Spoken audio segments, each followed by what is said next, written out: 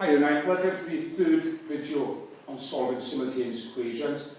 The equation we're going to solve in this video, 5x minus 2y equals 12 and 7x plus 4y equals 10. First thing we've got to do, as we did in the other two videos, is label equations 1 and 2. What we need to look at now is getting the values in front of the y's the same.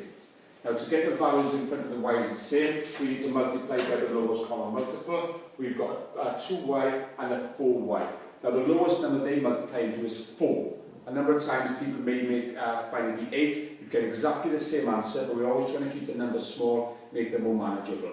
So the lowest common multiple is going to be 4. To make 2y become 4y, I'm going to multiply by 2, and then I want that 4y to stay the same. To get it to stay the same, I'm just going to multiply it by 1. Rather than say multiply by nothing, let's keep the method the same and say we're going to multiply both equations by a number so that we get in both of them to be 4y. Multiply the equations out. 2 times 5x is going to be 10x. 2 times the minus 2y gives us minus 4y. 2 times 12 is 24. Now we're going to multiply on the second equation by 1, so the second equation is going to remain the same. But I am going to still label, and to keep our method consistent, that is now equation 3, that is now equation 4. Once I've multiplied the equations out, I need to look at the signs in front of the y's to see whether I'm going to add or subtract. Looking at the signs in front of my y's, they are different. So if the signs are different, we go into add. So we write down SDA, signs different, add. So what I'm going to do in this question is I am going to add equation 3 and equation 4.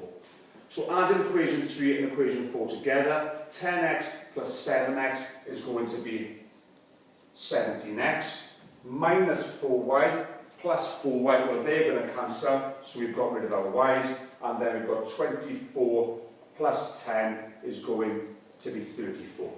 When we get to this stage, we need to divide both sides by whatever's in front of the x. So I'm going to divide that by 17 to get x on its own, and 17 goes into 34 twice. So we found x is 2. Now we're going to substitute that back into one of the equations. I am going to try and choose the positive one. I am going to choose the equation 2, 7x plus 4y equals 10.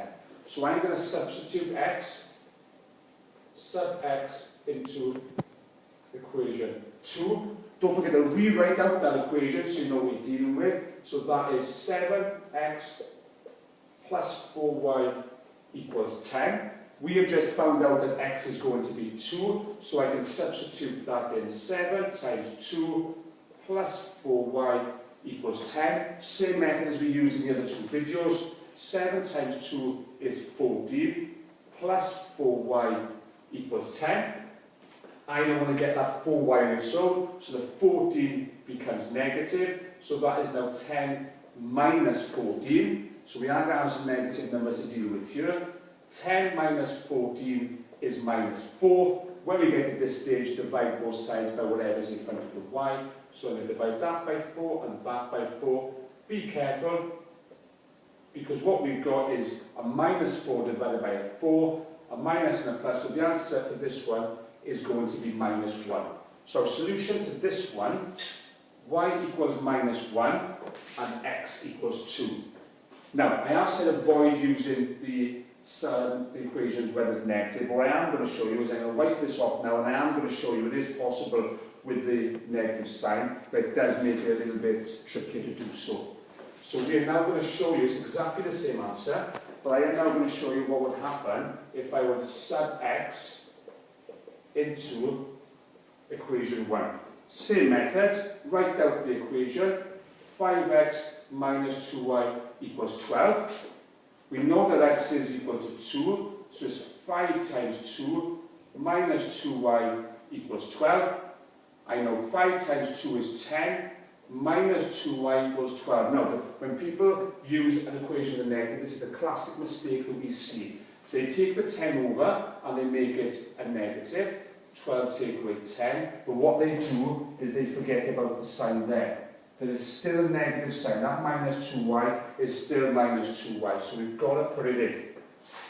So minus 2y is 12 take away 10, which is 2.